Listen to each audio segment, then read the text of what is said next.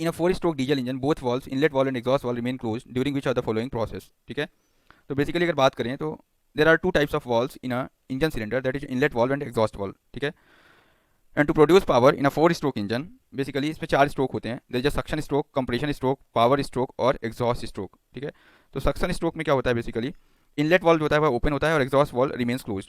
ठीक है, so the charge जो भी है एयर और एयर फ्यूल मिक्सचर जो भी है, तो that will inter into the cylinders. ठीक है, तो सक्शन स्ट्रोक में केवल इतनी प्रोसेस होती है। इसके बाद आता है कंप्रेशन स्ट्रोक। तो कंप्रेशन स्ट्रोक में बेसिकली क्या होता है, इनलेट वॉल्व जो होता है दैट इज क्लोज्ड। ठीक है, जो ओपन था वह क्लोज हो जाएगा। ठीक है, और exhaust valve is remains closed. Okay, and the piston जो होता है that will move from section में टीडीसी टू बीडीसी आता है और फिर वह बीडीसी टू टीडीसी जाएगा और यहाँ पे कंप्रेशन होगा। ठीक है, द चार्ज जो भी है दैट मीन्स एयर और air fuel mixture will be compressed होगा। ठीक है, और प्रेशर और टेम्परेचर जो होगा राइज होगा। ठीक है, कंप्रेशन स्ट्रोक में इतना होता है। इसके बाद फिर आता है पावर स्ट्रोक, और पावर स्ट्रोक में जो ये दोनों वॉल्व हैं, इनलेट वॉल्व और एग्जॉस्ट वॉल्व, ये दोनों क्लोज्ड कंडीशन में रहेंगे।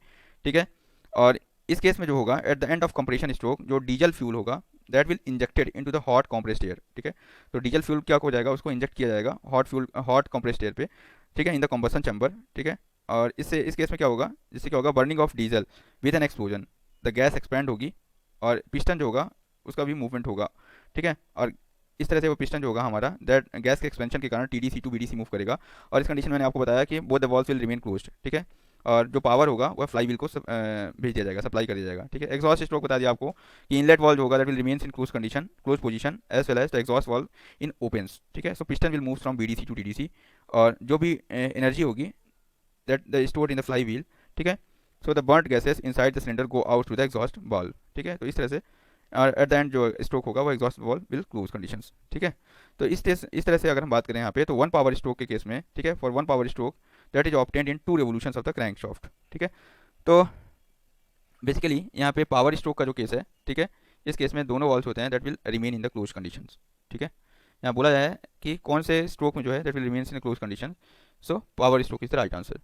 नेक्स्ट है, one working time table is issued which with issued each dash dash unit wise choose the correct option to fill the blank. ठीक है, वर्किंग टाइम टेबल की बात करें, so one working time table is issued each dash dash unit wise. ठीक है, तो none of these whole Indian railway wise, zonal wise, division wise. ठीक है, तो one working time table is issued by zonal railway. ठीक है, अगर बात करें यहाँ पे तो जोनल रेलवे द्वारा एक WTT working time table issued होता है with the joint signature of PCOM and CPTM। ठीक है, लेकिन डिवीज़न वाइज भी जो है तो इसको इशू किया जाता है, डिवीज़न वाइज भी जो है तो वर्किंग टाइम टेबल को इशू किया जाता है। ठीक है, तो इसका आंसर इस पर्सपेक्टिव में देखना होगा कि जोन वाइज होगा कि डिवीज़न वाइज होगा। प्लीज़ इसका आंसर आप कमेंट बॉक्स में सजेस्ट करें। ठीक है, जोन वाइज और डिवीज़न वाइज। ठीक है, क्योंकि डिवीज़न लेवल पर भी जो है तो वर्किंग टाइम टेबल को इशू किया जाता है, और वह जो इशू करते हैं वो उसमें बेसिकली DRM का रोल होता है। ठीक है, तो नेक्स्ट क्वेश्चन पे आते हैं। The disaster management plan 2019 issued by the Indian railway safety directorate contains guidelines related to floods, earthquakes, cyclones, man-made disasters like terrorism, etc. Crowd management and role of RPF in a crowd control, train accidents, all of the given options are correct. So यहाँ पे सभी options जो है तो सही होंगे। So option number D is the right answer. Next question पे आते हैं। At the time of wheel changing in sick line, the workshop, the variation in tread diameter should not exceed the permissible maximum limits on same coach in BG coaching stock. ठीक है, none of these 0.5 mm, 5 mm and 10 mm। ठीक है, तो यहाँ पे बात की जा रही है the variation in tread dia should not exceed the permissible maximum limits on a same coach in a BG coaching stock. तो BG कोचिंग स्टॉक के लिए जो है वेरिएशन लिमिट है that is 13 mm। Okay, so 13 mm is none in the option, so none of this is the right answer. Okay, 13 mm is the correct answer. Next question पे आते हैं। पूछा जा रहा है in reference to railway accident golden hour is the first hour after relief, rescue and restoration work begins. The ART and ARME and the other equipment leave for the accident site. The accident takes place and then another above. तो इसका answer होगा the accident takes place. So option number C is the right answer. Next question पे आते हैं। यहाँ पे पूछा जा रहा है in ICF coaches the vertical load is transferred from coach to bogie through side bearer, centre pivot, both side bearer and centre pivot, और यहाँ पे नन ऑफ द अबव। तो इसका आंसर होगा यहाँ पे साइड बियरर। ठीक है, side bearer is the right answer. Next question पे आते हैं। पूछा जा रहा है allowances for engineering restrictions in a train running is mentioned in. ठीक है, तो इसका आंसर होगा यहाँ पे that is working time table. Okay, तो बेसिकली अगर वर्किंग टाइम टेबल की बात करें तो वर्किंग टाइम टेबल के अंदर टेक्निकल हॉल्ट्स, ठीक है, various time allowances, list of level crossing gates, ठीक है, इसके अलावा परमानेंट स्पीड रेस्ट्रिक्शंस, ठीक है, क्रॉसिंग्स, ग्रेडियंट्स वगैरह हो गए या सिग्नलिंग सिस्टम्स हो गए, इन सब का इन्फॉर्मेशन जो है तो वर्किंग टाइम टेबल के अंदर मौजूद रहता है। ठीक है, तो allowances for engineering restrictions in a train running is mentioned in the working time table. Okay, next question पे आते हैं यहाँ पे। Minimum permissible buffer height of goods wagon in loaded condition, तो लोडेड कंडीशन में जो मिनिमम बफर हाइट होगी, permissible buffer height, that will be 1030 mm। Option number 1 is right answer. Next question में आते हैं यहाँ पे। विच cash award scheme is applicable for writing original books in Hindi on technical railway subjects, तो technical railway subjects पर कोई भी अगर बुक लिखना है, ठीक है, हिंदी में, तो उसके लिए जो कैश अवार्ड स्कीम है that is a Lal Bahadur Shastri award scheme. So option number C is the right answer. Okay, next question पूछा है यहाँ पे। In which of the following pair the correct Hindi translation of the English word is not given. Okay, so sanctioned का मतलब लिखा अनुमोदित, additional general manager अपर महाप्रबंधक, proposed प्रस्तावित, और मेमोरेंडम का ज्ञापन। ठीक है, तो यहाँ पे sanctioned is not a correctly translated. Sanctioned का मतलब होगा यहाँ पे स्वीकृत। ठीक है, स्वीकृत होगा। ठीक है, ये जो वर्ड अनुमोदित लिखा हुआ है, तो अनुमोदित के लिए हम इंग्लिश में जो वर्ड यूज करते हैं दैट इज अप्रूव्ड। ओके, सो अनुमोदित वर्ड का मतलब क्या होगा यहाँ पे, अप्रूव्ड होगा। ठीक है, अगर सैंक्शन की जगह अप्रूव लिखा होता तो ये राइट आंसर होता। ठीक है, और सैंक्शन का मतलब यहाँ पे अभी क्या है, स्वीकृत है। ठीक है, so it is not a correct option. Next question है। Nitrile rubber is best suited for which of the following circumstances, तो weather resistance, heat resistance, ozone resistance और ऑयल रेजिस्टेंस। तो नाइट्राइल रबर होता है basically it has a good property that it is a oil resistance. ठीक है, ठीक है, nitrile rubber को हम क्या बोलते हैं, NBL भी बोलते हैं। क्या बोलते हैं, NBR और NBL। ठीक है, तो बेसिकली NBR का मतलब होता है यहाँ पे nitrile rubber, that is nitrile butadiene. ठीक है, butadiene rubber, B for butadiene है यहाँ से मतलब है। ठीक है, so it is an oil resistant synthetic rubber, जिसका यूज़ जो है बेसिकली कई एप्लीकेशंस में होता है, जैसे फ्यूल होजेस को बनाने में, गैसकेट्स हो गए, या जितने भी ऑयल रेजिस्टेंस सब्सटेंसेस हैं उनको बनाने में किया जाता है। ठीक है, नेक्स्ट क्वेश्चन पे आते हैं यहाँ पे। देखिए, पूछा जा रहा है राजभाषा सेक्शन से लेके यहाँ पे क्वेश्चन है। According to official language rule 1976 as amended in 1987, 2007 and 2011, 3 बार अमेंडमेंट यहाँ बताया है। Select the state which comes under B region, तो बी रीजन के लिए बेसिकली गुजरात है, महाराष्ट्र और पंजाब है। ठीक है, तो Gujarat is the right answer. Okay, इसमें कुछ सोचना ही नहीं है, सीधे आंसर टिक करना है।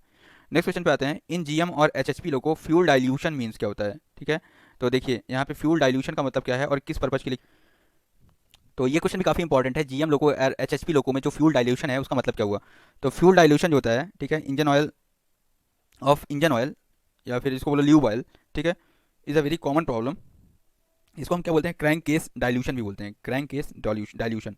तो जब भी क्या होता है, क्रैंक केस डाइल्यूशन कैसे होता है, it is a process where fuel is leaked into lube oil. ठीक है, तो इस तरह से क्या होता है, मिक्सिंग होता है, फ्यूल मिक्सिंग ऑफ फ्यूल जो होता है इन ल्यूब ऑयल। ठीक है, तो जिसके कारण क्या हो जाता है, फ्यूल डाइल्यूशन हो जाता है। ठीक है, so when fuel is leaked into engine oil when it travels towards the crank case, तो इस केस में इसको हम क्या बोल देंगे, क्रैंक केस डाइल्यूशन।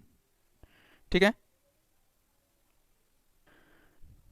ठीक है, इसी से एसोसिएटेड एक टर्म है दैट इज ब्लो बाय, तो मैं चाहता हूँ आप उसका मतलब कमेंट बॉक्स में बताएं, what is blow by and why it happens. Okay, so इसका आंसर यहाँ पे हो जाएगा mixing of fuel in lube oil. So option number C is the right answer. Next question पे आते हैं। What is the following NDT non destructive testing techniques can detect sub surface defect, Zyglo test, DPT, MPIT that is magnetic particle inspection test, none of the above. So sub surface defect को detect करने के लिए जो है तो NDT techniques जो है that is a magnetic particle inspection test. So option number C is right answer. Next question पे आते हैं। सेंट्रल हिंदी कमेटी का चेयरपर्सन कौन होता है, तो सेंट्रल हिंदी कमेटी का जो chairperson that is ex officio prime minister. So option number B is the right answer. Next question पे आते हैं। पूछा जा रहा है full form of ATL in BLC wagon, तो BLC वैगन में फुल फॉर्म जो है ATL का that is automatic twist lock. ठीक है, 18 नंबर्स होते हैं BLC वैगन में, और BLL में 10 नंबर्स होते हैं। नेक्स्ट है in GE design diesel loco WDG4G, ठीक है, air compressor is driven by dash dash, choose the correct option. ठीक है, that is fill in the blanks. तो एयर कंप्रेशर को ड्रिवन करने के लिए किसके द्वारा ड्रिवन होता है, main engine extension shaft, AC motor, main engine shaft. ठीक है, तो GE डिजाइन डीजल लोको में air compressor is driven by AC motor. So option number B is the right answer. Next question पे आते हैं। At what voltage does the battery in the railway coaches supply power, 230 volt, 415 volt, 190 volt and 110 volt. तो इसका answer होगा 110 volt. Option number D is the right answer. Next question पे आते हैं। Properties of material से related question है। The property of material which enables it to absorb energy and deform plastically without fracture, that is stiffness, toughness, hardness. ये भी काफ़ी important question है। ठीक है, तो सबसे पहले मैं आपसे एक दरख्वास्त करना चाहूँगा, जब कभी भी आप पेपर देने जाए तो ये क्वेश्चंस इससे इस पोर्शन से क्वेश्चन आप जरूर पढ़ के जाएं, क्योंकि प्रॉपर्टीज ऑफ मटेरियल जैसे स्ट्रेंथ हो गया, टफनेस हो गया, हार्डनेस हो गया, ठीक है, हार्डनेबिलिटी हो गया, ब्रिटलनेस हो गया, मेलेबिलिटी हो गया, डक्टिलिटी हो गया, क्रीप एंड स्लिप हो गया, रेजिलियंस हो गया, फटीग हो गया, तो इनके बारे में आप जरूर पढ़ के जाएं, क्योंकि यहाँ से आपसे क्वेश्चन, क्योंकि मैकेनिकल सब्जेक्ट होने के नाते यहाँ से क्वेश्चन जरूर पूछे। ठीक है, तो यहाँ पे स्टिफनेस का मतलब क्या होगा? Stiffness is a property of material, जिसके अंदर क्या होता है, कोई भी मटेरियल है तो how a component resist elastic deformation when a load is applied. जब भी वो अंडर लोड होता है तो उस केस में वह उसमें जो भी इलास्टिक डिफॉर्मेशन होगा उसको वो कैसे रजिस्ट करता है, that is called its stiffness. Okay, so stiffness is the capacity of system to sustain external loads without excessive change of its geometry. ठीक है, तो उसकी जो उसमें कोई डिफॉर्मेशंस ना हो, ठीक है, जब भी वो अंडर लोड आए, ठीक है, तो उसको अगर वो इतना सह पाता है तो दैट इज इट्स कैपेसिटी। तो टफनेस की बात आ रही है यहाँ पे। Toughness is nothing but it is the ability of material to absorb energy and plastically deform without fracturing. ठीक है, तो यहाँ पे क्या आ जाएगा, इसमें डिफॉर्मेशन आ जाएगा, it will be a plastically deform, okay, without fracture. ठीक है, so it will be called a toughness. तो यहाँ पे यही पूछा गया है, the property of material which enables it to absorb energy and deform plastically without fracture, so it will be called a toughness. ठीक है, अगर हार्डनेस की बात करें तो हार्डनेस कुछ नहीं होता, hardness is the ability of material to resist to permanent shape change due to external stress. ठीक है, तो परमानेंट शेप चेंज को रजिस्ट करता है, वो हार्डनेस होता है, that is permanent shape change due to external stress. जब भी हम किसी मटेरियल में एक्सटर्नल स्ट्रेस लगाते हैं उसके परमानेंट शेप को चेंज करने के लिए, तो अगर उसको वो रजिस्ट करे तो वो उसकी एबिलिटी जो होगी वो ability of material, that will called hardness. जैसे स्क्रैच हार्डनेस हो गया, या इंडेंटेशन हार्डनेस हो गया, रिबाउंड हार्डनेस हो गया। ठीक है, तो ये हार्डनेस होगा। इसके अलावा रेजिलियंस है, काफ़ी इंपॉर्टेंट प्रॉपर्टी है। ठीक है, तो रेजिलियंस का मतलब क्या होता है यहाँ पे, resilience is the ability of material to absorb the energy when it is deformed elastically by applying stress and release the energy when stress is removed. ठीक है, that will be called resilience. ठीक है, next question पे आते हैं यहाँ पे। C class ODC shall be move during dash dash, choose the correct option to fill in the blanks. तो सी क्लास ओडीसी के साथ कंडीशन क्या है, इसे केवल डे लाइट में ही जो है इसको परमिट किया जाता है। ठीक है, so option number A is the right answer. Next question पे आते हैं। While classifying railway accident fire, that is a B class accident, in the train is classified as what category of accident. So ठीक है, ए one यहाँ पे क्या हो जाएगा, कॉलिजन है यहाँ पे। ठीक है, और बी वन है that is fire, B class मतलब फायर हो गया। ठीक है, और डी फॉर डिरेलमेंट हो गया। ठीक है, तो ए के अंदर यहाँ पे ए क्लास में end on collision, side on collision. ठीक है, तो इस तरह से हेड ऑन कोलिजन। तो बी क्लास जो है वह फायर को लेके है, तो B one to B seven is the right answer. Next question पे आते हैं यहाँ पे। Which of the following documents are not covered under Section 3 of 3 of Official Language Act 1963? Resolution, press release, agreements, technical books. Technical books को यहाँ पे जो है शामिल नहीं किया गया है। ठीक है, so option number D is the right answer. Next question पे आते हैं। In case of railway accidents which are the following rolling stock parameters is not mandatorily to be measured at site. ठीक है, जब भी रेलवे एक्सीडेंट्स होता है तो रोलिंग स्टॉक पैरामीटर्स, कौन से रोलिंग स्टॉक पैरामीटर्स को मेजर नहीं किया जाता है साइड पे? Bogie clearance, wheel diameter, wheel gauge, none of the above. ठीक है, मेरे हिसाब से यहाँ पे बोगी क्लियरेंस को मेजर करते हैं, व्हील डाया को भी मेजर करते हैं, व्हील डिस्टेंस गेज को मेजर करते हैं। ये व्हील गेज से मतलब मेरे को समझ नहीं आ रहा है यहाँ पे, व्हील डिस्टेंस गेज को लेके है अगर तो उसको तो मेजर करते हैं। तो मेरे हिसाब से इसका जो करेक्ट आंसर है वह नन ऑफ द अबव होना चाहिए। ठीक है, मतलब ये सभी चीज़ें जो है तो मापना अनिवार्य रहता है। ठीक है, तो प्लीज़ अगर आपकी जो है इस क्वेश्चन के बारे में क्या राय है जरूर कमेंट बॉक्स में बताएं। नेक्स्ट क्वेश्चन पे आते हैं। यहाँ पे पूछा जा रहा है, during the leakage test of a coach the drop of BP and FP pressure should not exceed. So 0.1 kg per centimeter square, 0.2 kg per centimeter square, 0.3 kg. So option B is the right answer, that is 0.2 kg per centimeter square per minute. Okay. Next question है, which of the following is the primary function of a primer application in painting system of coaches and wagon? Aesthetics, gloss, color, corrosion prevention of base metal. ठीक है, तो जो भी coach और wagon है, ठीक है, तो उसमें प्राइमर का प्राथमिक कार्य रहता है कोरोजन को प्रिवेंट करना। ठीक है, so corrosion prevention of base metal is the right answer. Next question पे आते हैं। Which of the following is true for shunting of the tank wagon under loading, unloading? Shunting in such condition is strictly prohibited, allowed, can be done at restricted speed, none. ठीक है, तो जब भी tank wagon under loading condition होता है, ठीक है, shunting in such condition is strictly prohibited. So option number A is the right answer. Okay,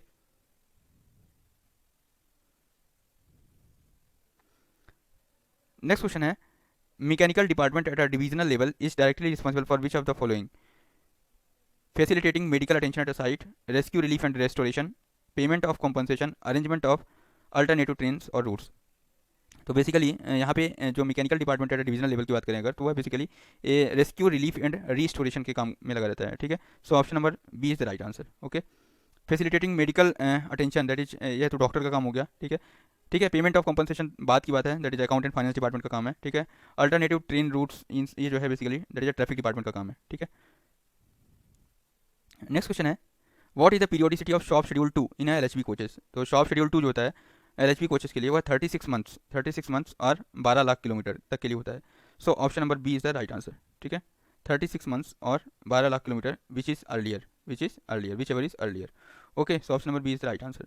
next question पे आते हैं, with reference to railway workshop the term proforma on cost does not comprise. ठीक है, यहाँ proforma on cost का मतलब क्या हुआ, ये पूछा जाए सबसे पहले। General superintendent, depreciation, charges not include in the working expenses of railway. ये काफ़ी प्रोफार्मा ऑन कॉस्ट की बात हो रही है यहाँ पे पूछा जा रहा है।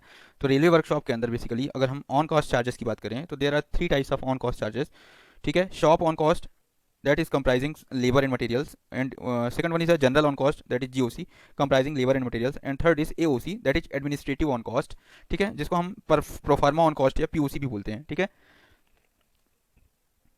और on cost charges are always expressed और levied as a percentage of direct labour including incentive, bonus and overtime paid in that work order, ठीक है। तो ये काफ़ी इंपॉर्टेंट है यहाँ पे। अगर मैं शॉप ऑन कॉस्ट की बात करूँ, ठीक है, शॉप ऑन कॉस्ट के अंदर जितना भी शॉप सेक्शन के अंदर जितना भी लेबर और जितना भी मटेरियल इंक्लूड हुआ है तो वो सब चार्जेस जो है शॉप ऑन कॉस्ट के अंतर्गत आते हैं, ठीक है। इसी प्रकार हमारा GOC भी होता है that is general on cost, ठीक है। और AOC that is administrative on cost और proforma on cost that is charge अगर बात करें यहाँ पे तो percentage of direct labour. So percentage of direct labour is the right answer, that mean for direct labour, ठीक है। सो एडमिनिस्ट्रेटिव ऑन कॉस्ट भी इसके नाम पे आ सकता है जिसको हम प्रोफार्मा ऑन कॉस्ट बोलते हैं, ठीक है। That is charge as a percentage of direct labour, ठीक है, to RSP works and all works done by outsiders, ठीक है। So option number D is the right answer. Tare weight of railway wagon is weight of the wagon in empty condition, ठीक है, weight of the wagon in loaded condition, weight of the consignment loaded in wagon, none of the above. तो tare wait is nothing but the weight of wagon in empty condition. So option number A is the right answer. Next question पे आते हैं, यहाँ पे पूछा जा रहा है कि choose the rolling stock having the lowest numerical value of ride index among following, ICF coach, LHP coach, BLC wagon, box नेचेस वैगन, ठीक है। तो इस केस में LHP कोचेस जो होता है उसका राइडिंग इंडेक्स अच्छा होता है, सबसे सुपर है, ठीक है, जितना भी दिया हुआ है। वैगन का तो बहुत ही खराब है, ठीक है, क्योंकि पैसेंजर कंफर्ट के हिसाब से होता है यहाँ पे, तो वैगन का तो काफ़ी लो है, ठीक है। सो LHP will is right answer. Next है, इन एल्को WDM3A loco OST is mounted on, ठीक है। तो यहाँ पूछा जा रहा है OST जो है WDM3A लोको में कहाँ पे माउंट होता है, crankshaft of main engine, camshaft और कंप्रेशर शाफ्ट। तो यहाँ पूछा जा रहा है एल्को लोको जो है उसमें OST over speed trip is mounted on crankshaft of main engine, camshaft, compressor shaft of none of the above. इसका आंसर होगा क्या, camshaft. Okay, next question पे आते हैं यहाँ पे, what is the length of LHB coaches over CBC। तो over CBC LHB coaches का जो लेंथ होता है दैट इज 24 मीटर, ठीक है। तो यहाँ से इसका आंसर हो जाएगा कितना, 24,000 mm is the right answer. Option number B is the right answer. Next question पे आते हैं यहाँ पे, in which of the following pairs of the correct Hindi translation of the English word is not given। DRM that is a divisional railway manager, Mandal rail प्रबंधक, right है। Draft का मतलब होता है प्रारूप या मसौदा, ठीक है। चार्ज शीट का मतलब होता है यहाँ पे आरोप पत्र, और रेलवे कोचेस का मतलब यहाँ पे लिखा है रेलगाड़ी। तो यहाँ पे इसका आंसर होगा क्या, रेलवे कोच। नेक्स्ट क्वेश्चन पे आते हैं यहाँ पे, what type of coupler is used between B car and B car in a same unit of BLC wagon। तो स्लैकलेस ड्रॉबार का यूज़ किया जाता है। So option number A is right answer. Next question पे आते हैं, पूछा जा रहा है TM pinion and bull gear ratio in a GM model WDP4D diesel loco. तो this is a nothing but 17 ratio of 77। Okay, so option number B is right answer. तो यहाँ पे जो traction motor pinion and bull gear ratio पूछा है यहाँ पे GM locomotive के साथ। Next in the brake system of rolling stock A dimension is measured between. तो ए डायमेंशन को जो है मेजर किया जाता है SAB barrel and the control rod head. So option number A is the right answer, ठीक है। नेक्स्ट क्वेश्चन पे आते हैं, the forced component in a FIAT bogie. तो फोर्स्ड कंपोनेंट कौन सा है फिएट बोगी के अंदर, primary bump stop, control arm bracket, traction rod bracket और नन ऑफ द अबव। तो इसका आंसर होगा यहाँ पे control arm bracket. So option number B is the right answer.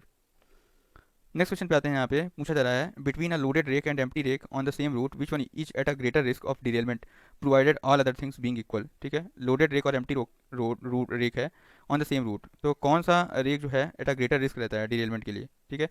Loaded rake, empty rake, no difference, equal risk, ठीक है, none of the above. तो इसका आंसर क्या होगा यहाँ पे, एम्प्टी रेक, ठीक है। So option number B is the right answer. Next question पे आते हैं यहाँ पे, according to rule 11 of 2 of the official language rule 1976, in which language should the form of title of registers used in any office of the central government be written, Hindi and English bilingually, only in Hindi or in English only or regional language। तो इसका answer होगा Hindi and English bilingually. So option number A is the right answer.